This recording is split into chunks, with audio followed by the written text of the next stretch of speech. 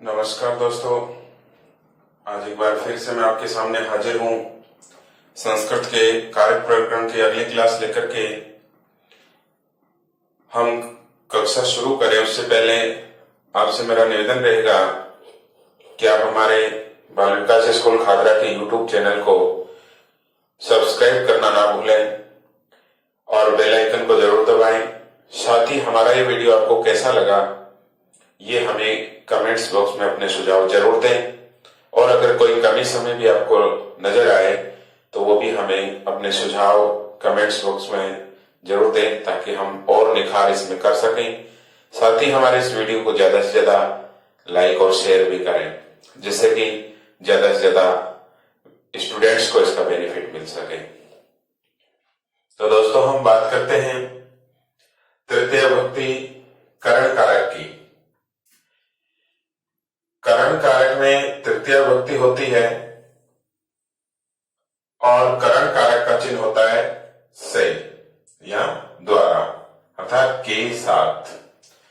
से या के द्वारा इसका चिन्ह होता है।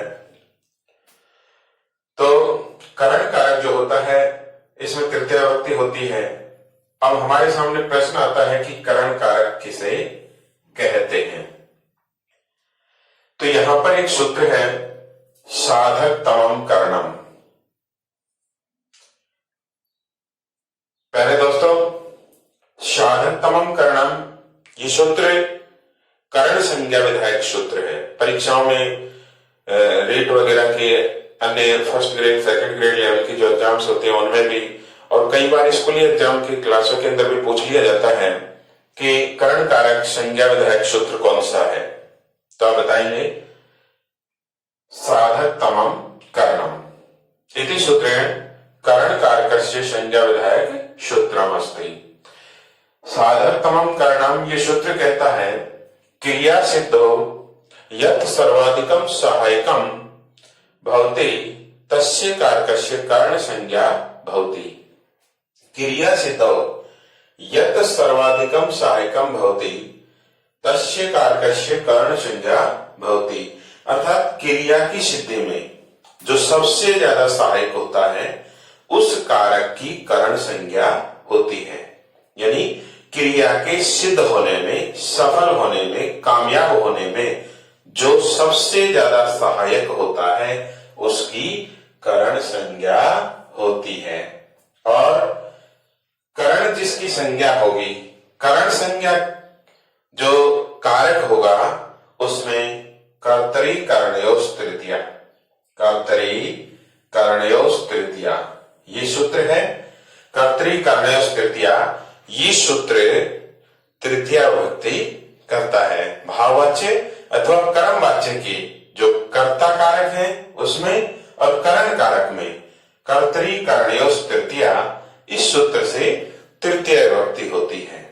तो सर्वप्रथम हमें यहां पर यही समझना है कि जो कारक क्रिया की सिद्धि में सबसे ज्यादा सहायक होगा उसकी कर्ण संज्ञा होगी साधक तमम करणम इस सूत्र से, और कर्तरी कर्णयोस् तृतीया इस सूत्र से उसमें तृतीय विभक्ति होगी।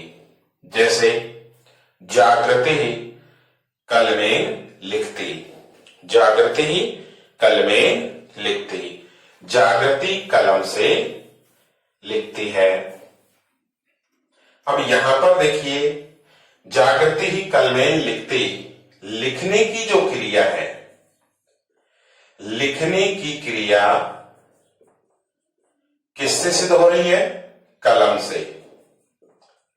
कलम से लिखने की क्रिया सिद्ध हो रही है, इस कारण साधक तमम करणम इस सूत्र से कलम के अंदर करण कारक होगा, करण कारक होगा, करण संज्ञा होगी, और कर्तरी कर्णयोस् तृतीय सूत्र से कलम में तृतीय विभक्ति होकर के, करण कारक तृतीय विभक्ति होकर के, और यहां पर रूप बन जाएगा कलमेन, जागृति ही कलमेन लिखती। ऐसे ही रामः दुग्धेन रोटिकां खादति, रामः दुग्धेन रोटिकां खादति, राम दूध से रोटी खाता है। राम दूध से रोटी खाता है, यानी खाने की क्रिया सिद्ध हो रही है। किससे? दूध से। राम जो रोटी खा रहा है, रोटी को खाने की क्रिया किससे सिद्ध हो रही है? दूध से। तो यहां खाने की क्रिया को सिद्ध करने वाला कौन है? दूध।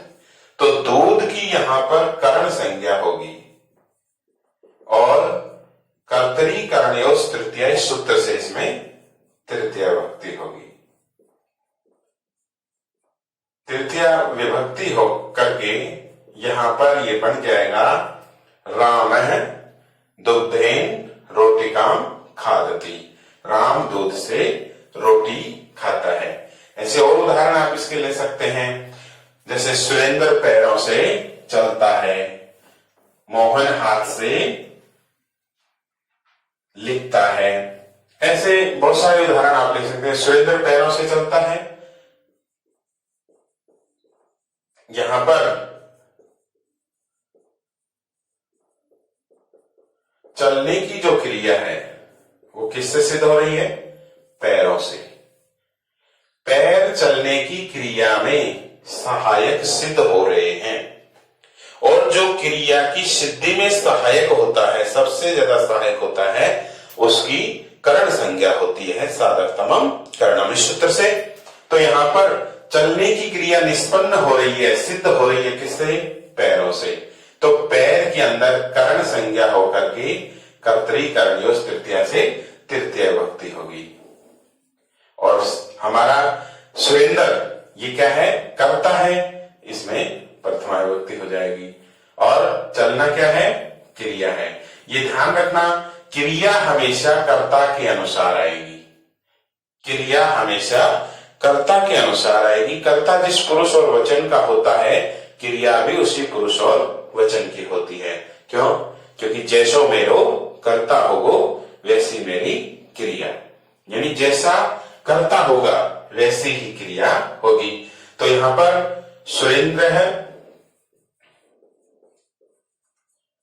चलने की क्रिया निष्पन्न हो रही है किससे? पैरों से। तो पैर दो हैं, तो देववचन का रूप आ जाएगा तृतीया का, पादाभ्याम। सुरेंद्र है पादाभ्याम चलती, सुरेंद्र पैरों से चलता है। इस प्रकार से हमने यहां ये समझा कि जो क्रिया की सिद्धि में सबसे ज्यादा सहायक होता है उसकी करण संज्ञा होती है। और करण संज्ञा विधायक सूत्र है साधक तमम करणम, और जिसकी कर्म संज्ञा होती है उसमें तृतीय विभक्ति होती है।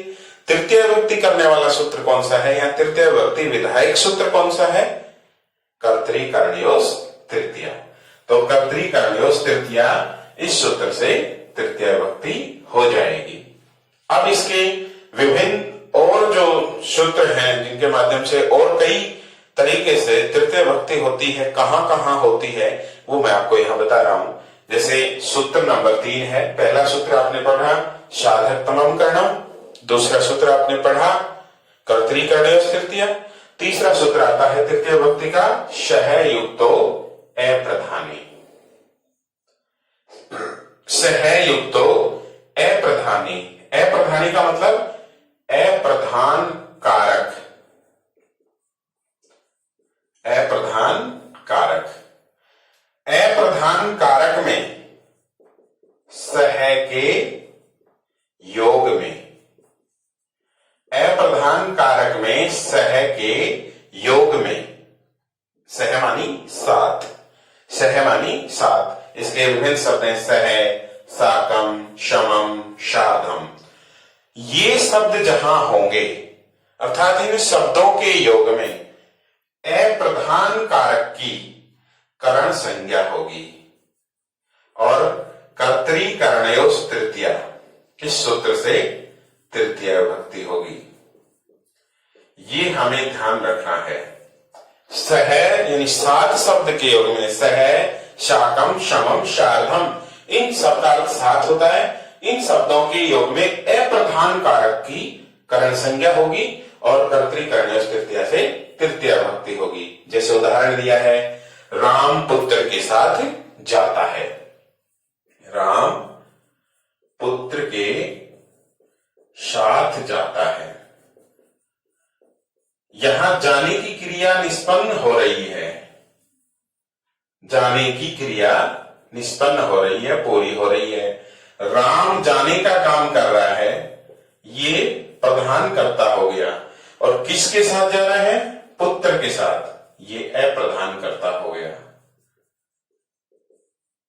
तो यहां पर सह शब्द के योग में, सह साकम समम शाकम, इन शब्दों के योग में अप्रधान कारक की करण संज्ञा होकर के तृतीय विभक्ति होगी। तो आप बता सकते हैं यहां पुत्र, इसके अंदर तृतीय विभक्ति होगी। और यहां ये आपका हो जाएगा राम पुत्र के साथ जाता है, यानी राम है पुत्रेण सह गच्छति। राम है पुत्रेण सह गच्छति। यहां पुत्रेण में तृतीय विभक्ति होगी क्योंकि ये अप्रधान कारक है।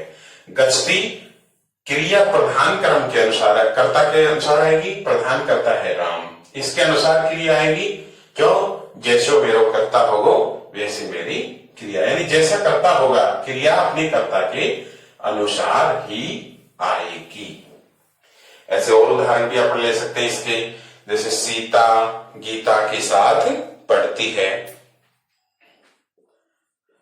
सीता गीता के साथ पढ़ती है।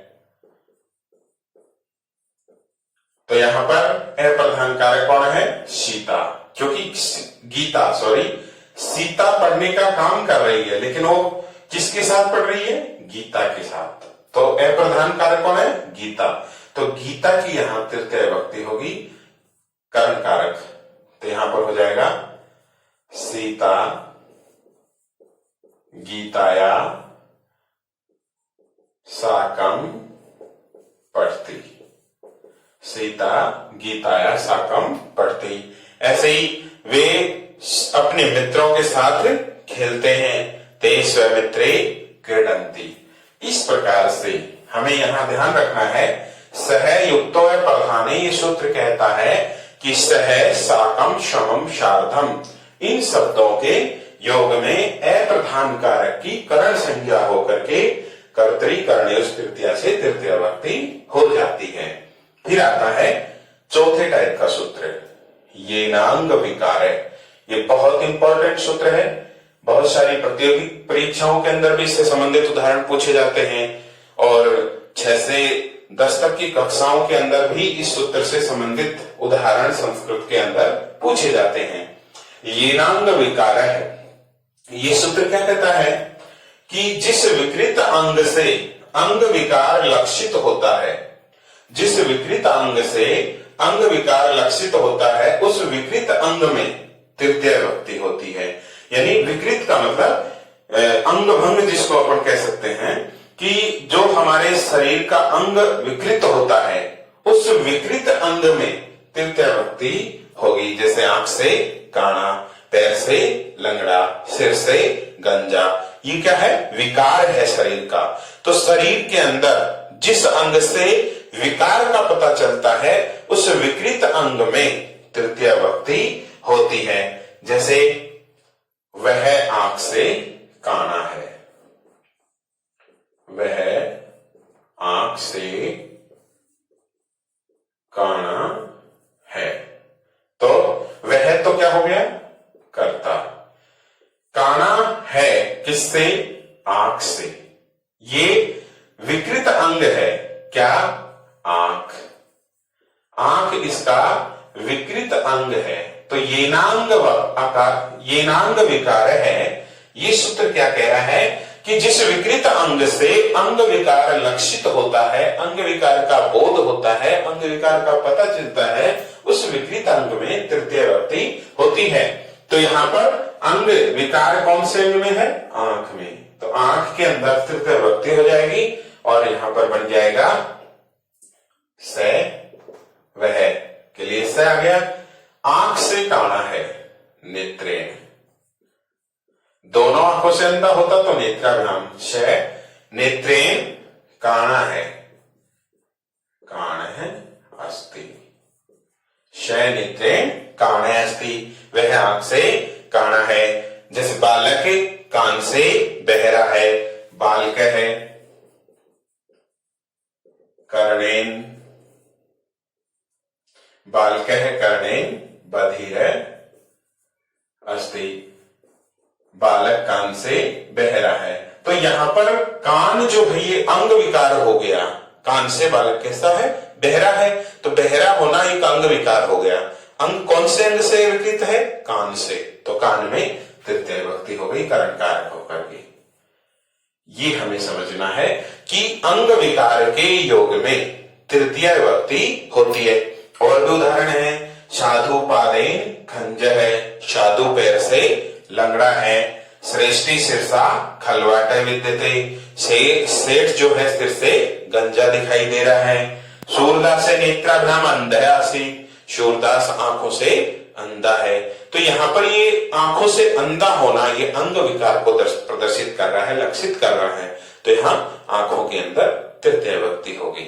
इस प्रकार से हमें ध्यान रखना है कि किसी भी अंग विकार में अगर इससे संबंधित हमें प्रश्न दे दिया जाए और अंग विकार लक्षित हो रहा हो तो आप वहां पर तृतीय विभक्ति कर देंगे। इसके बाद में आगे आता है 5वें नंबर का सूत्र, इत्थम भूत लक्षणे। इत्थम भूत लक्षणे, ये सूत्र क्या कहता है, जिस चिन्ह से किसी का ज्ञान होता है, जिस चिन्ह से किसी का ज्ञान होता है, अर्थात ऐसा लग रहा है या ऐसा प्रकार का है, इस प्रकार का है, इस तरह का है, अर्थात कोई चिन्ह या लक्षण या कोई पहचान सूचक शब्द का हमें पता चलता है, तो इत्थम भूत लक्षणे, ये सूत्र जो है, इस सूत्र के माध्यम से उस पहचान सूचक चिन्ह या शब्द के अंदर तृतीय विभक्ति करण कारक हो जाता है। तो आपसे पहचान सूचक शब्द कोई भी दिया जाए तो वहां पर आप तृतीय विभक्ति करेंगे। सूत्र कौन सा होगा, इत्थम भूत लक्षण, क्योंकि वहां पर कोई चिन्ह जो है वो प्रदर्शित कर रहा है इस चीज को कि ये इस चिन्ह के कारण ऐसा लग रहा है। जैसे कोई जटाओं वाला आदमी आ रहा है हमारे सामने और लंबी लंबी जटाएं हैं और साधु के से वेश में अगर वो हो तो हम समझ जाते हैं कि ये साधु आ रहा है। कोई बच्चा एक विशेष प्रकार की ड्रेस पहने हुए है, टाई बेल्ट लगाए हुए है, जूते जुराब पहने हुए है और बैग अगर उसके पीठ पे है तो हम समझ जाते हैं कि ये कौन है, विद्यार्थी है। इस तरह से वो उसकी ड्रेस और बैग ने हमें बता दिया कि ये कौन हो सकता है, एक विद्यार्थी हो सकता है। ऐसे अगर किसी आदमी के हाथ में टिफिन है और वो सुबह पहले निकल करके मॉर्निंग में जल्दी जा रहा होता है तो हम समझ जाते हैं कि ये कोई मजदूर है, क्योंकि ये कुछ चीजें होती हैं जिनसे हमें उनका पता चलता है। तो वह जटाओं से तपस्वी लगता है, वह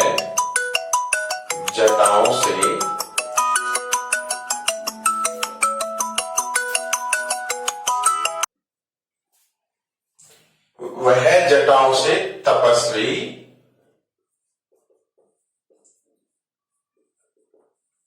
लगता है। यानी बड़ी बड़ी जटाएं हैं, जटाओं के माध्यम से हमने पहचाना कि ये कौन है, तपस्वी। तो इसको पहचान सूचक शब्द हो गया, ये जटाएं उसकी जो थी उनसे हमने पहचाना, ये चिन्ह हो गया उसका कि तपस्वी की ऐसे बड़ी बड़ी जटाएं होती हैं, बड़ी बड़ी दाढ़ी होती है, बड़े बड़े बाल होते हैं। तो इन जटाओं के माध्यम से हमने पहचाना कि यहाँ ये कौन हो सकता है, तपस्वी हो सकता है। तो इस तरह से पहचान सूचक जो शब्द होते हैं उनके अंदर इत्थम भूत लक्षणे सूत्र से तृतीय विभक्ति करण कारक होगा। जैसे से जटाओं से यानी जटा भी तृतीय विभक्ति होगी। क्या लगता है, तपस्वी लगता है, तो ताप से है प्रतीयते यानी प्रतीत होता है, वह जटाओं से तपस्वी प्रतीत होता है। ऐसे ही वह बालक पुस्तकों से छात्र लगता है। स बालकः पुस्तकै छात्रः प्रतीयते। वह बालक पुस्तकों से हमें छात्र लग रहा है, विद्यार्थी लग रहा है। इस प्रकार से हमें यह ध्यान रखना है कि जो भी पहचान सूचक शब्द होंगे या कोई चिन्ह ऐसे होंगे जिनसे हमें पता चले कि ये कौन है, इस चिन्ह के माध्यम से हम जाने कि ये आदमी कौन है, ये कौन हो सकता है, तो उसके लिए हम इत्थम भूत लक्षणे इस सूत्र के माध्यम से कारण कारक तृतीय विभक्ति कर देंगे। अब आता है इसका 6वां नंबर का सूत्र हेतु। हेतु सूत्र जो है ये कहता है कि हेतुवाची शब्द में तृतीय विभक्ति होती है। जो भी हेतुवाची शब्द होते हैं उन हेतुवाची शब्दों के अंदर तृतीय विभक्ति होती है। जैसे पुण्येन हरि दृष्ट है, पुण्य से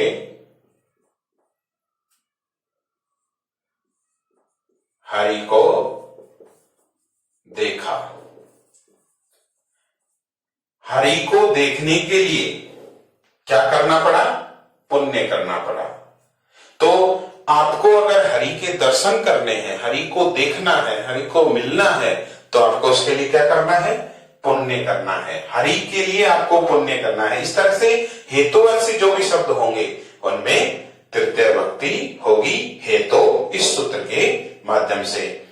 पुण्येन हरि दृष्ट है, पुण्य से हरि को देखा।